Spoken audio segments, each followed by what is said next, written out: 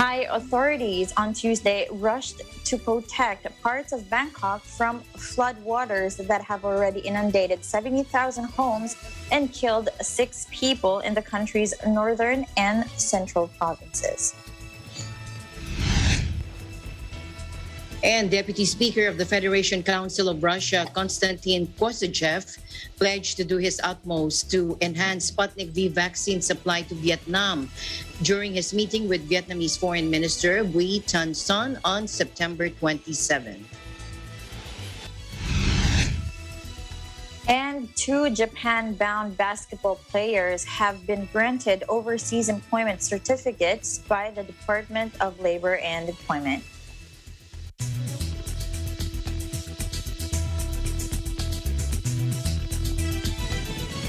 First, here in the country, the Department of National Defense Secretary Delfin Lorenzana has expressed his appreciation to the U.S. government's support for the country's efforts in containing the coronavirus disease 2019 pandemic.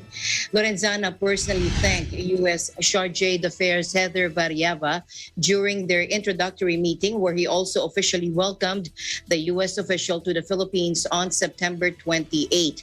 Both sides also reaffirmed their commitment to the Philippines-U.S. alliance through the Mutual Defense Treaty. DND spokesperson Arsenio Andolong said that they had also discussed updates on the upcoming bilateral defense activities, logistics cooperation, particularly on the capability upgrades of the armed forces of the Philippines and the way ahead for the Philippines-U.S. defense relations. The meeting with Variava was Lorenzana's first official face-to-face engagement after completing his 14-day mandatory quarantine from his official travel to the U.S. early this month.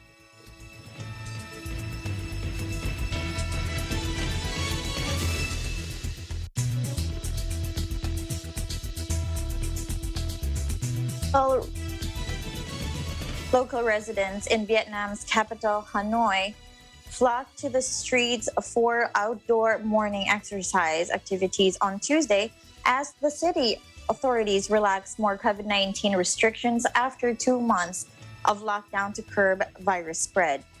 The decision is a big relief for many people in Vietnam's capital city, as they have spent most of their time at home and could not go out for exercise during the 2-month lockdown period. Let's take a look. Trong cái thời gian Covid thì người nó trong người cảm thấy nó mệt mỏi, cũng khó chịu. Thì sau khi mà nhà nước cho được ra ngoài trời tập thể dục thể thao thì anh cảm thấy người hôm nay thấy khỏe mạnh lắm. Có cái cảm giác của mình là đang tập đều mà thế tự nhiên mà bị ngừng như thế thì cô cũng thế, như mọi chị em nói chung là đều trong người nó đều rất là mệt mỏi, mà nó khó chịu, mà nó nặng nề lắm, giống như người ốm giả. Thế nên được ra như này thì cô nói chung là cái sức khỏe bây giờ cô là nó là số 1, cho nên là nhờ có cái sức khỏe là chị em cô mới chống bệnh dịch được rất tốt. Vẫn có lo ngại chứ em, cho nên cô phải đeo 2 khẩu trang. Cô đeo 7 khẩu trang mà đi thì giãn cách, mà chị em đi xong là cũng phải cố gắng là tập thể dục xong thì về thôi. Vì chợ búa cầm nước về nhà, trong nhà thôi, chứ cũng không thật sự cần thiết mới đi ra ngoài đường. Còn bây giờ là đi thể dục buổi sáng, cái thứ nhất là nó cũng vắng mà nó thoáng, mà đi thôi chứ không tụ tập. Đấy.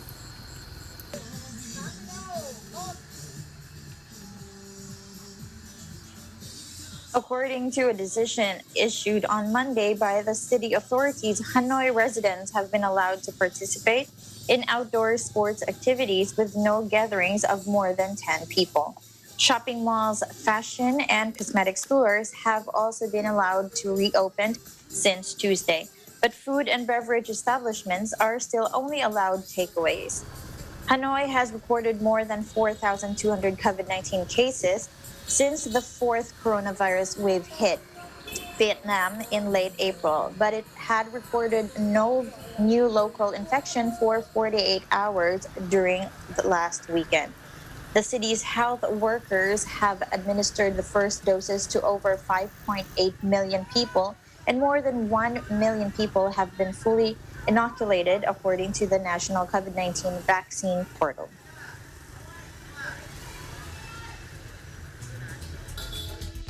And also here in Vietnam, where Ho Chi Minh City asked to explain 150,000 unreported COVID-19 cases. Vietnam to relax COVID-19 restrictions. Here's Ralph Wandolf, Empire Live. Ralph? Hi there, Charlene. Good afternoon. That's right. Vietnam's Ministry of Health has requested Ho Chi Minh City to explain the reason behind some 150,000 unreported positive coronavirus cases that were detected through mass testing since August 20. The request was made after health authorities of Ho Chi Minh City on Sunday asked the ministry to update to the national COVID-19 monitoring system the 150,000 positive cases found through rapid antigen tests, citing that the figure would cause significant changes to the city's overall pandemic situation. They explained that if the cases get recognized, the southern city, currently the COVID-19 hotbed of the country, would see its death rate fall sharply to some 2.8% versus more than 4% as calculated previously. Therefore, the city's Department of Health is required to explain the unrecognized COVID-19 cases and learn from its tardy consulting and reporting to the ministry, the health ministry said in its dispatch issued on Tuesday. The city earlier found the positive cases via rapid tests performed since August 20, but under the ministry's current procedures, virus carriers are recognized as patients only when their infections are confirmed by RT-PCR tests. Nationwide, Vietnam has documented 766,051 COVID-19 cases, including 538,454 recoveries and 18,758 deaths, the Ministry of Health reported on Monday. In other news, Vietnam plans to ease coronavirus curbs and allow businesses to restart production from next week to prop up an economy which has suffered under lengthy lockdowns, Prime Minister Pham Minh Chinh said on Saturday. The country is seeking to coexist with the virus instead of trying to maintain a COVID-0 policy. The current outbreak and related restrictions on movement have impacted its manufacturing-led economy, forcing the closure of some factories. The Prime Minister Chin told the government meeting that starting tomorrow, September 30, safe localities can ease COVID restrictions and revive business and social activities. He mentioned that fighting the pandemic is not just setting up physical barriers and restrictions. He said that the pandemic was more or less under control. The decision comes as Vietnam has seen a drop in the daily death rate from the virus. It reported 9,682 new cases on Saturday, marking the third consecutive day the rate of infection has been below 10,000. The country has recorded over 746,000 cases in total, with more than 18,000 fatalities. Foreign investors in Vietnam have warned the government that its strict lockdown rules in the south has forced some companies to move production elsewhere. Vietnam, with a population of 98 million, is accelerating its vaccine program. Although daily inoculations have reached 700,000, its vaccination rate of 7.61% is still one of the region's lowest. Back to you, Shirley. Thank you so much for your updates, Ralph. Keep safe out there. Likewise, Charlene, reporting live from Da Nang, Vietnam. I am Ralph Wandolf Empire. We live in interesting times. Now, from Vietnam, let's go over to Thailand, where the Phuket Sandbox Island quarantine has been reduced to 7 days from 2 weeks. Here's Ian Silada joining us live from Phuket. Hello, Ian. Okay. Ian, I can't hear you. Hello, Alma. There you Yes, correct, Alma. Instead of 14 days, now only 7 days quarantine period is required for all tourists who wish to have vacation in Phuket under the Phuket Sandbox scheme starting on October 1. Phuket officials shared an announcement that the following details. As first is 7 days quarantine period for fully vaccinated international tourists and been vaccinated with the approved vaccines of the Thai authorities. They must be vaccinated at least 14 days prior to their departure date. 10 days quarantine period for unvaccinated and domestic tourists. This applies for adults and even children. If the parents are fully vaccinated and they are traveling with their unvaccinated children, the parents must still have to spend a quarantine of 10 days period. In addition to their quarantine process, all visitors under Phuket Sandbox must stay at a CHA Plus or SHA Plus hotel for a complete 7 days before traveling in the island on the 8th day.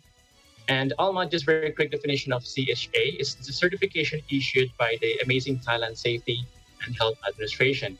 And the CHA Plus certificate means that at least 70% staff at the venues and businesses have been fully vaccinated against COVID-19. And Alma, in business news, all businesses may continue their operation provided that they strictly comply with integrated control measures. These are restrictions that have been lifted that they will take effect on October 1. Community malls and other similar establishments and even convenience stores are allowed to open as usual operating hour. Fresh markets, flea markets, walking streets can now operate but need to limit the number of people and follow the 1 person per 4 square meters. Sports venues or place of exercise may operate and may arrange competitions. Educational institutions at all levels go unused. The schools, buildings, and may gather with 200 people under the Phuket Safety School Sandbox. Selling of alcohol from food and beverage outlets until 10 p.m. Musicians can now resume their privilege but must strictly follow the following guidelines. Not more than 5 musicians, must wear masks at all times, and for singers, they can only take off their mask while singing or performing. And physical distancing is strictly implemented. However, all entertainment venues are still remain closed under the order Phuket Provincial Order number 5896/2564 issued by the Phuket Governor, and it will take effect on October 1 until further notice. Back to you, Alma. All right. I am really looking forward on how it would look like on October 1 over there. Give us a picture come October 1. Looking forward to that. Keep safe.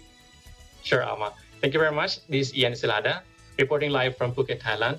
We live in interesting times. And in a related news, Thailand is to cut the quarantine for vaccinated travelers to 7 days starting in October as it seeks to revive its battered tourism industry.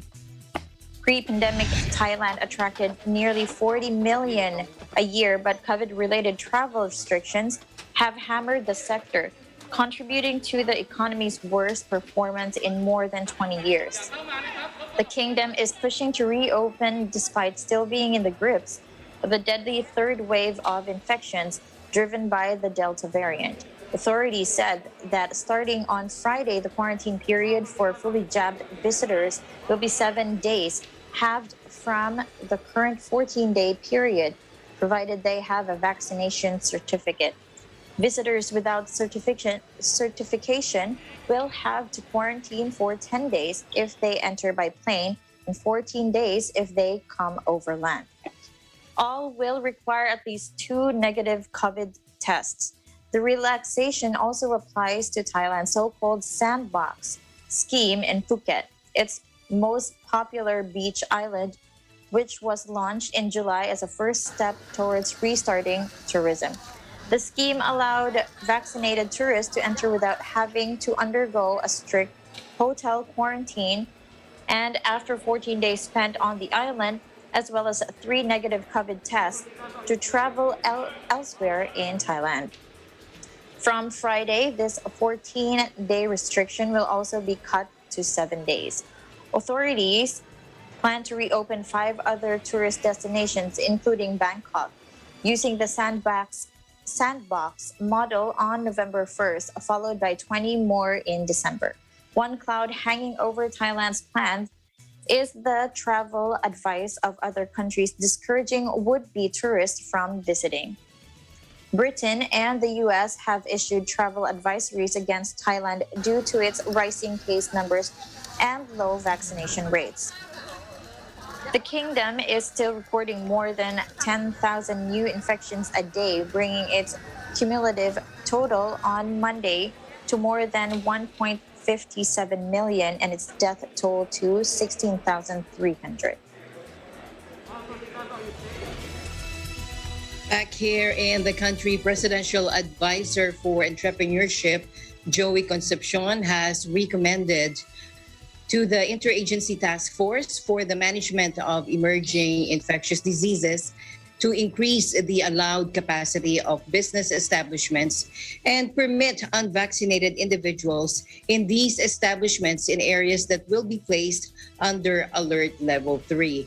During the palace briefing on Tuesday, Mr. Concepcion said the business sector, particularly operators of restaurants, spas, personal care services, and gyms, met with medical professionals, and they discussed safe and gradual reopening of the economy for the last quarter of the year. Let's listen in.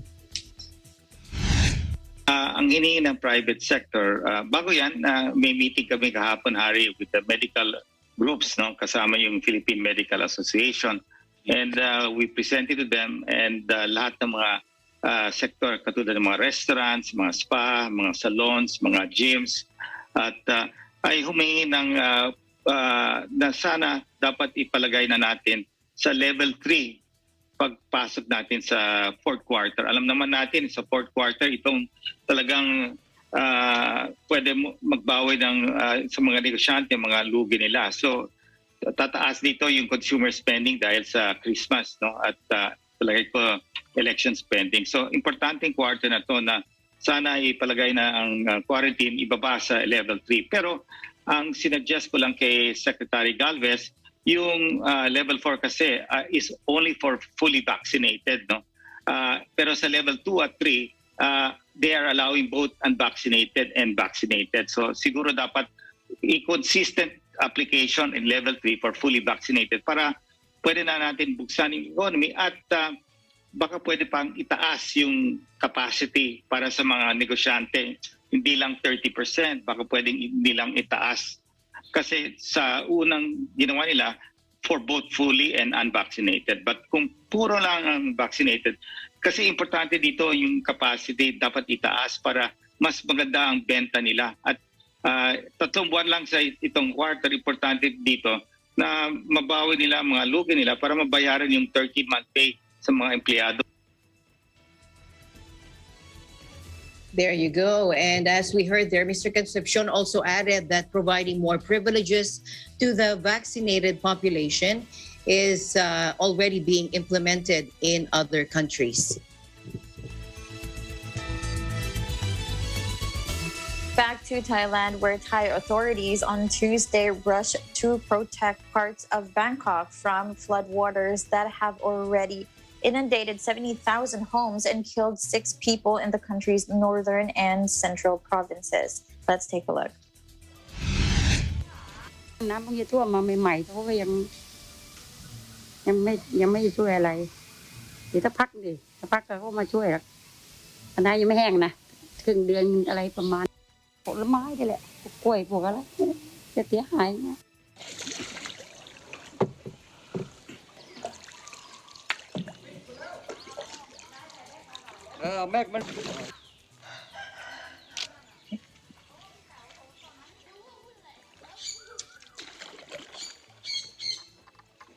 Tropical storm Janmu has caused flooding in 30 provinces, with the kingdom's central region the worst hit the Thai disaster. Prevention and Mitigation Department said the level of Chao Phraya River, which snakes through Bangkok after winding almost 400 kilometers from the north, is steadily rising as authorities release water from dams further upstream. Once dubbed the Venice of the East, the capital is built on former marshland and rests about 1.5 meters. That's about 5 feet above sea level. In the past, farmland and rice paddies in low-lying areas absorb flood water, but the city's expansion has seen much converted into real estate. The city's flood prevention master plan, involving underground reservoirs and tunnels, has not been fully built because of problems acquiring land. Over the weekend, emergency teams staged dramatic rescues, evacuating villagers from rooftops in parts of Chayapum province, about 4 hours northeast of the capital.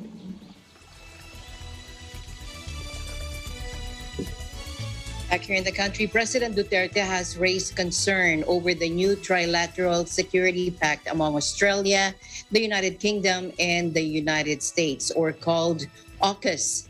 That, according to Malacanang on Tuesday, in a virtual press conference, presidential spokesperson Harry Roque said that the president would meet with his cabinet to discuss the AUKUS alliance and raise the issue, as he's worried about the trilateral pact that could trigger a nuclear arms race. Take a look. He said that this will be discussed in the full cabinet meeting, although he expressed concern about a regional nuclear arms race. But he will discuss this further with the cabinet and will come up with a clear position after the meeting of the cabinet. Now, AUKUS alliance is seen to counter China's growing influence in the Indo-Pacific, specifically in the South China Sea, where it lays claim on nearly 80% of the strategic water under its so-called 9-dash line that has been invalidated by the Hague-based Permanent Court of Arbitration's 2016 ruling. Now, the pact also aims to provide Australia the technology to build nuclear-powered submarines, a partnership denounced by China because of its supposed risks to intensify the arms race and undermine international non-proliferation efforts. Last week, Foreign Affairs Secretary Teodoro Locsin Jr. welcomed the AUKUS partnership, citing its benefit to maintain peace and security in the Southeast Asia. Meanwhile, Secretary Roque expressed hope that the trilateral pact would not violate the Southeast Asian Nuclear Weapon Free Zone Treaty, an agreement inked by the 10-member Association of Southeast Asian Nations in 1995 to preserve the region as a nuclear weapon free zone and free from all other weapons of mass destruction. The Armed Forces of the Philippines, or AFP, received $57 million worth of medical equipment, supplies, and personal protective equipment from the Australian government during a short ceremony held at Pier 15, Manila South Harbor on Tuesday. Department of National Defense Secretary Delphine Lorenzana, AFP Chief of Staff Lieutenant General Jose Faustino Jr. and AFP Health Service Command Head Colonel Edgar Cardinoza were on hand to officially receive the donations. Meanwhile, Lorenzana also conveyed the DND's gratitude and appreciation to the country's long-standing strategic partner. The equipment and supplies will be turned over to the AFP's primary military hospital, the Victoriano Luna Medical Center, to support its coronavirus disease 2019 response, testing efforts, and capacity for hospitalization of minor to critical patients. Australian Ambassador to the Philippines, Stephen Robinson, officially handed over the donation to Faustino. The donated items consisted of high-flow oxygen machines, stretchers, defibrillators, disinfection kits, automated RNA extraction kits, viral RNA extraction kits, RT-PCR reagents and detection kits, face masks, face shields, PPE levels 3 and 4 sets, eye protectors, and KN95 mask. This is the third tranche of donations from the Australian government course under the mutually agreed Australia-Philippines Enhanced Defense Cooperation Program.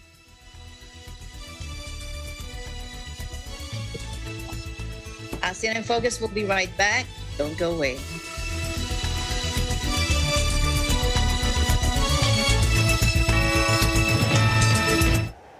Innovation, digital disruption, globalization. Startups, micro, small, and medium enterprises, as well as large corporations, all face interesting challenges in the market today. Peek into the world of exciting opportunities and partnerships to drive growth with the latest business news and information. We are open for business. Your weekly dose of entrepreneurial inspiration to update you on the latest developments in the world of business. Get up close and personal with CEOs and thought leaders. to help you discover valuable insights. Sharpen your instincts for smart decision making with the latest markets and economic trends, disruptive ideas, global innovation, social entrepreneurship, and other leading edge business ideas. Join the conversations to create a more vibrant environment for entrepreneurship. Catch Open for Business, from vision to action.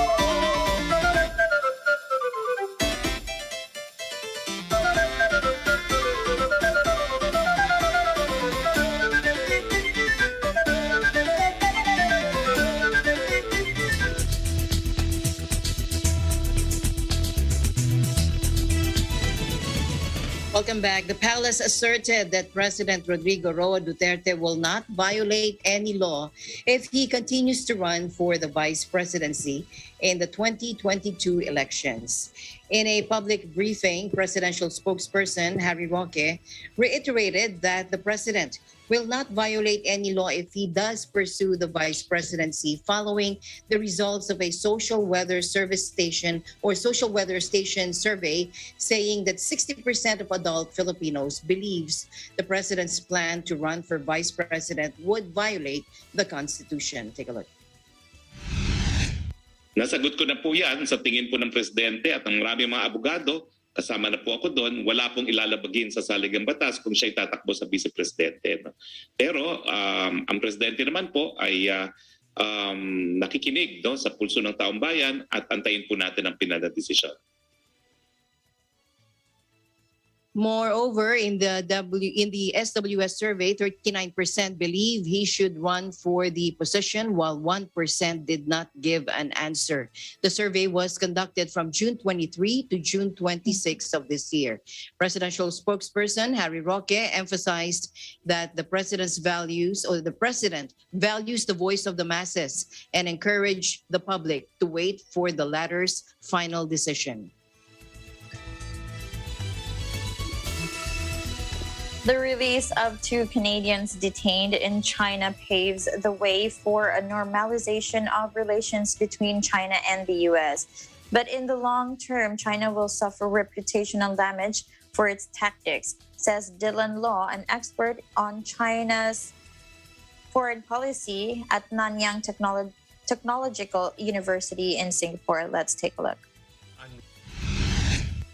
Countries who are observing, and they will certainly be observing what's happening with the two Michaels and with Mo Wancho, will see that China is very well prepared to mobilize, to corral state resources that are not traditionally used in foreign policy to extract concessions, to advance its own interests, and in the words of the Chinese themselves, to do whatever it takes to protect its citizens. So longer term wise, I think there will be some reputational damage to China. I would say certainly they see this as effective.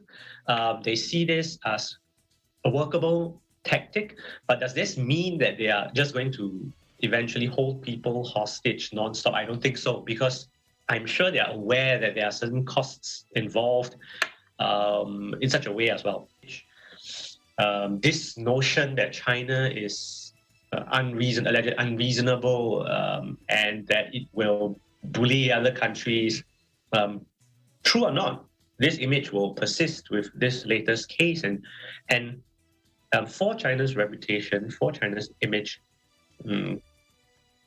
this is a negative. I think it's a net negative for China.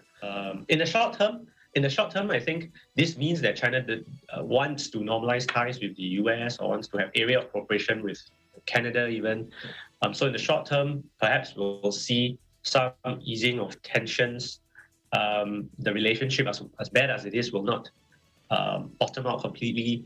But longer term, I think this is going to pose difficult challenges to China as well.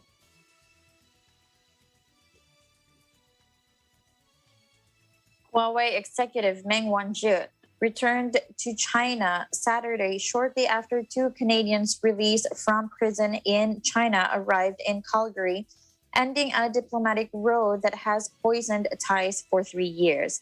Meng and two Canadians, former diplomat Michael Kovrig and businessman Michael Spavor, were detained in a bitter spat critics have called hostage diplomacy. The two Michaels, as they have been dubbed by international media, were detained just days after Meng on what Ottawa has contended were trumped-up espionage charges. The resolution of the case removes a deep thorn in the relationship between Beijing, Washington, and Ottawa, with China accusing the United States of a political attack on one of its technology titans. Beijing also accused Ottawa of doing Washington's bidding by arresting and holding Meng, known inside Huawei as the princess of the company and its possible future leader. Washington had accused her of wire fraud and deceiving HSBC Bank, saying she tried to hide violations of U.S. sanctions on Iran by Huawei affiliate Skycom. But on Friday, U.S. prosecutors settled for Meng, agreeing to a statement of facts in the case. In exchange, they agreed to defer the charges until 2022 and then drop them if Meng abides by the terms of the agreement.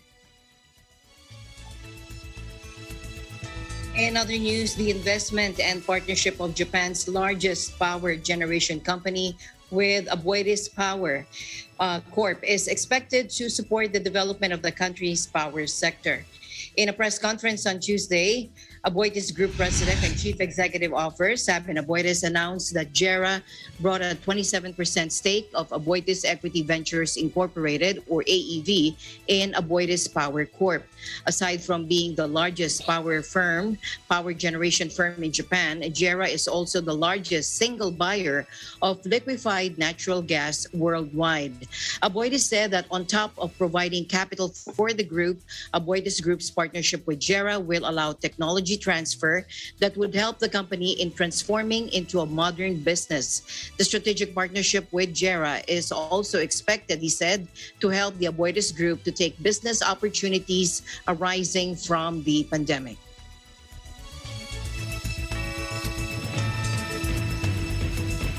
Deputy Speaker of the Federation Council of Russia, Konstantin Kosachev, pledged to do his utmost to enhance Sputnik V vaccine supply to Vietnam during his meeting with Vietnamese Foreign Minister Bui Thanh Son on September 27. At the meeting, both sides expressed delight on the development of bilateral relationship in all spheres, including ties between the Vietnamese National Assembly and the Federation Council of Russia. Vietnam is the crucial and close partner of Russia in the Asia-Pacific region, asserted Konstantin Kosachev, adding that Vietnam is the only country that Russian President Putin has visited 5 times, which is the evidence of the special ties between the two sides. He underscored that the Federation Council of Russia advocates strengthening the comprehensive strategic partnership with Vietnam, fostering coordination to promote the ratification and implementation of agreements and continuing its support for Vietnam, the first nation signing the free trade agreement with the Eurasian Economic Union. The Russian legislator expressed thanks to Vietnamese Vice President Vu Thi Xuan for her acceptance to attend the Eurasian Women's Forum, which will take place virtually.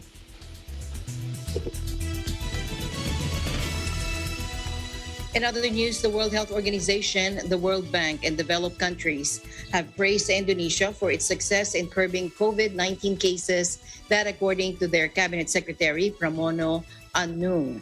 The COVID-19 curve in Indonesia is currently flattening, he noted, while inaugurating and swearing in 85 administrators and supervisory officials of the Cabinet Secretariat. Take a look. Right now, he said the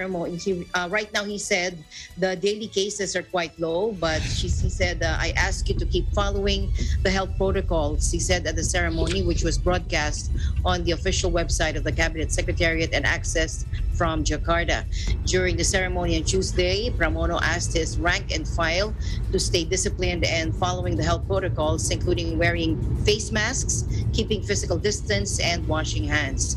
Indonesia added 2,057 COVID cases on Tuesday, taking the total tally to 4,211,480 460 since the country reported its first confirmed cases in March 2020, according to the COVID-19 Response Task Force.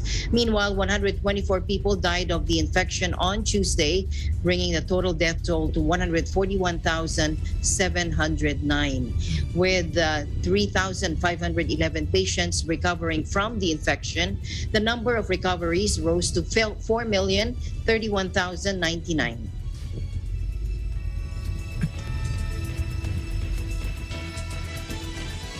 And ASEAN in Focus will be right back.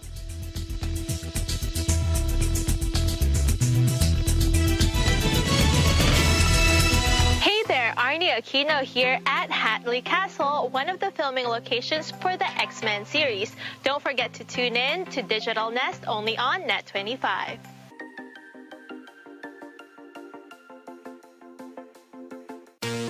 Tropical cyclone o bagyo. Ang bagyo ay isang uri ng lagay na panahon na nagdudulot ng malalakas at mabibilis na hangin at pag-ulan na maaaring maging sanhi ng matitinding pagbaha, daluyong ng dagat at pag-uho ng lupa. Narito ang mga dapat gawin bago dumating ang bagyo. Una, alamin ang balita ukol sa panahon at mga anunsyong pangkaligtasan. Alamin ang plano ng komunidad sa pagbibigay babala at paglikas. Suriin ang bahay at kumpunihin ang mga mahina at sirang bahagi. Ihanda ang gobag na naglalaman ng mga pangangailangan ng pamilya. Ilikas ang mga alagang hayop sa ligtas na lugar. Kapag inabisuhan ang kinauukulan, mabilis na lumikas sa itinakdang evacuation center. Narito naman ang mga dapat gawin habang may bagyo. Una, maging mahinahon. Manatili sa loob ng bahay o evacuation center at makinig sa pinakabagong balita at taya ng panahon. Patayin ang main switch ng kuryente at valve ng tubig. Gumamit ng flashlight o emergency lamp. Maging maingat sa paggamit ng kandila o gasera. Umiwas sa mga salaming bintana. Ito naman ang dapat gawin pagkatapos ng bagyo. Hintayin ang abiso ng kinauukulan na ligtas ng bumalik sa tahanan. Umiwas sa mga natumbang puno, nasirang gusali at linya ng kuryente. Huwag gumala upang hindi maabala ang mga emergency services.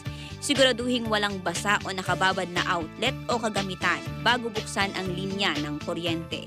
Itapon ang mga naipong tubig sa lata, paso at gulong upang hindi pamahayan ng lamok.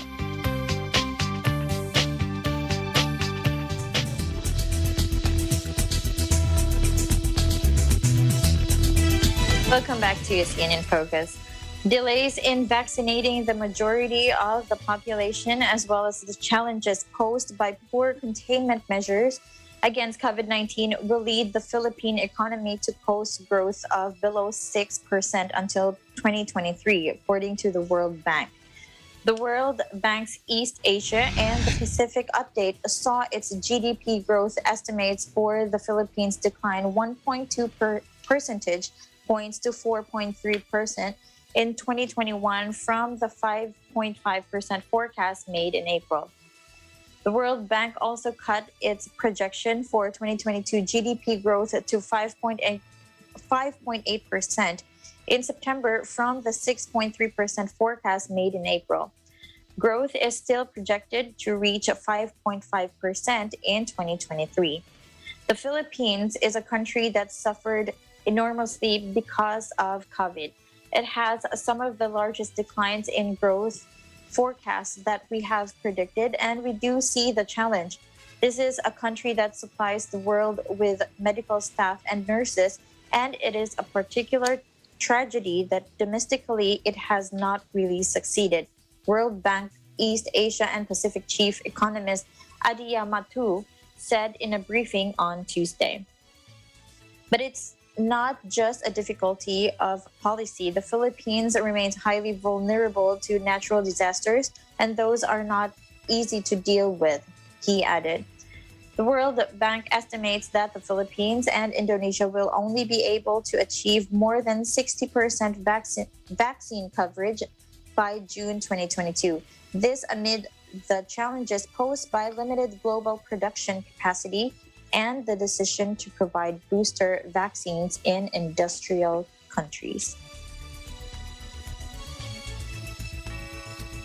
Meanwhile, about over 40 contact centers expect to register double-digit growth this year amid the rebound in market demand. That according to a report or a recent survey by the Contact Center Association of the Philippines, or CCAP or CCAP. CCAP Chairman Benedict Hernandez said during a virtual event on Monday evening that 42 companies employing more than 300,000 workers expressed the optimistic outlook recently. Citing data from Everest Group, Hernandez said the local contact center industry is expected to register 9% growth in revenues this year, which is higher compared to the global market projection of 6% to 7%. The growth in number of employees this year, meanwhile, is pegged at 8% to 9%. Again, this is more than the global forecast of 6% to 7%. The CCAP or CCAP said that the local industry's growth is attributed to its ability to expand market share.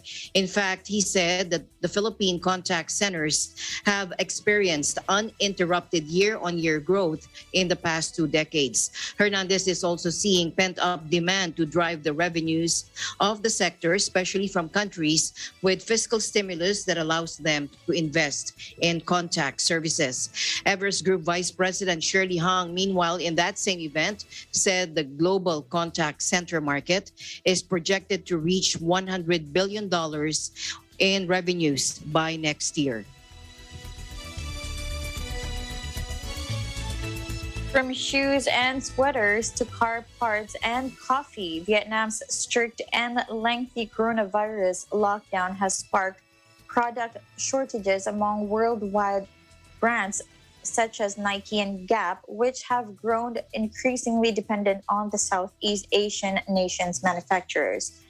The snarl-ups at Vietnam's factories are part of a broader crisis around the planet that is sending inflation surging and raising concerns about the pace of recovery in the global economy.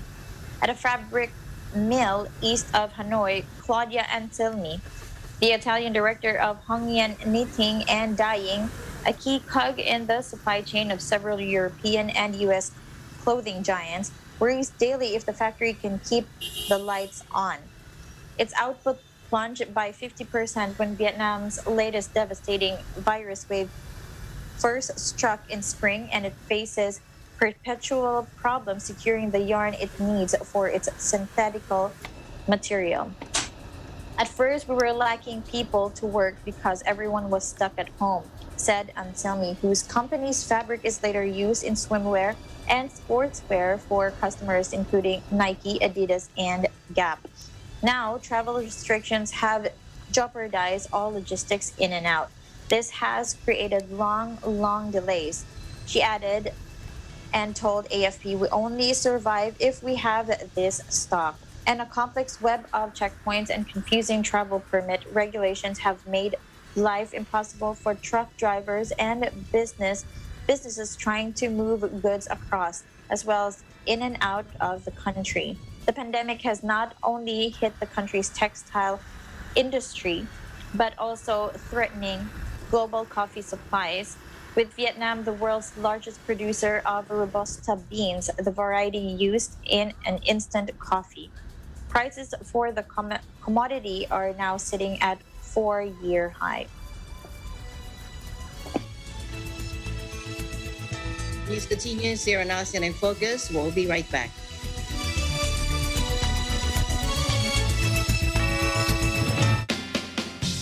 Ito ang tahanan. Ikaw, ako, tayo. Sama-sama, nagtutulungan, nagdadamayan, nagmamahalan. Bitbit ang mga impormasyon pang pamilya, pang sambahayan. Kasama ninyo para sa masaya at makabuluhang kakwentuhan sa umaga. Ito ang tahanan.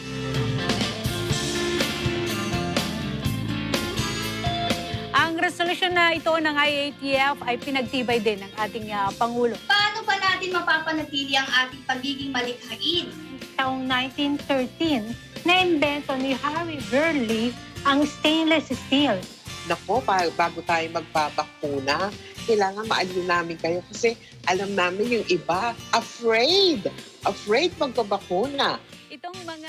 Mula sa Net25, Radyo Agila, araw-araw. Tara na all!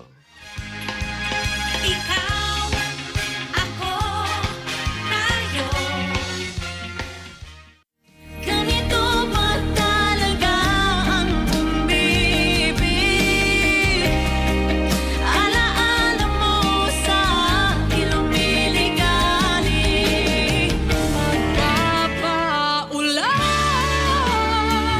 o sisilong tatakbo, hihinto, yayakap, lalayo, magwawala. Hello mga ka-letters and music! This is Anna Ramsey. Ako po si Lizelle Garcia at abangan niyo po ang likang awit ni Mr. Rock Santos Sa Letters and Music this coming Saturday, October 2, 2 p.m. dito lamang sa Net25. See ya!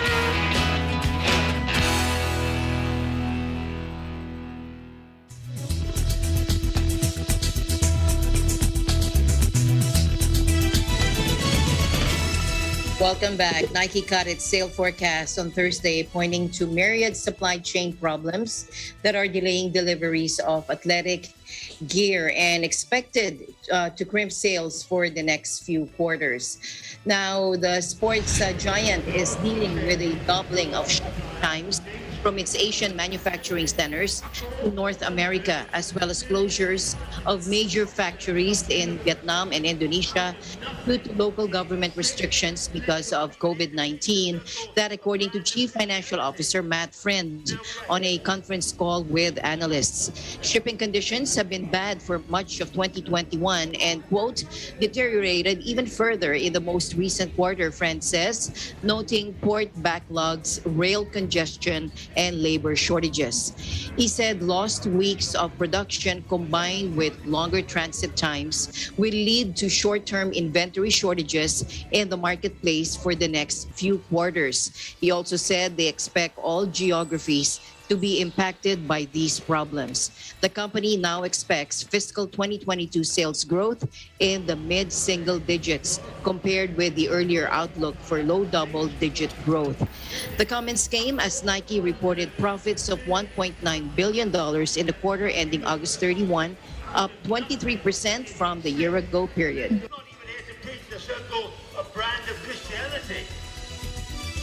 The World Bank has lowered its forecast for Indonesia's economic growth for this year to 3.7% from April's prediction of 4.4%, citing the recent increase in COVID-19 Delta variant cases. The government's capacity to implement intelligence strategies is important. The 3T method can tackle the Delta variant that is very contagious. World Bank's chief economist for East Asia and the Pacific region, Aditya Mathu, said during a briefing here on Tuesday.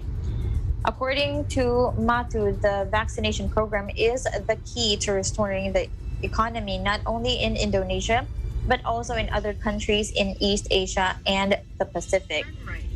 He added that in the next few months, vaccination coverage will reach 60% of the population in many countries, such as Indonesia and the Philippines, which are predicted to reach their target by the first half of 2022.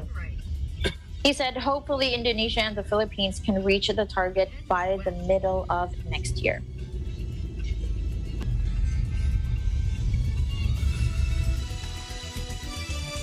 In other news, 2 Japan-bound players have been granted Overseas Employment Certificates, or OEC, by the Department of Labor and Employment, or DOLE, here. Now, in a Facebook post on Tuesday, DOLE said Secretary Silvestro Bello III granted OECs to National Team Guard Dwight Ramos and forward Kimar Carino at the agency's central office in Intramuros, Manila on Monday. Both Ramos signed up with the Toyama Grouses, while the 6'9" Carino will join the Aomori Watts team of the Japan B League. Both 23 years old, they saw action in the 2021 FIBA Cup qualifiers in Manama, Bahrain in February.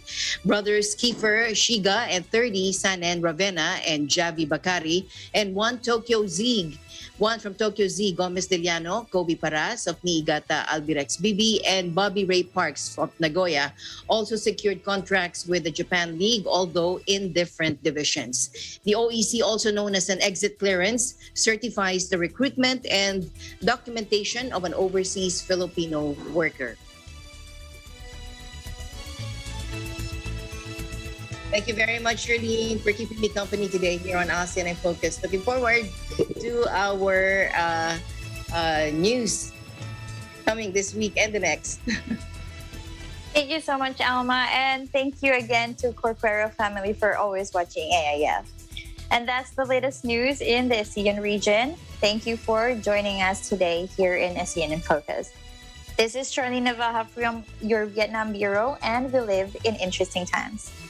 And we'll see you back tomorrow, same time, same place. You're on ASEAN in Focus. I'm Alma Angeles, and we live in interesting times.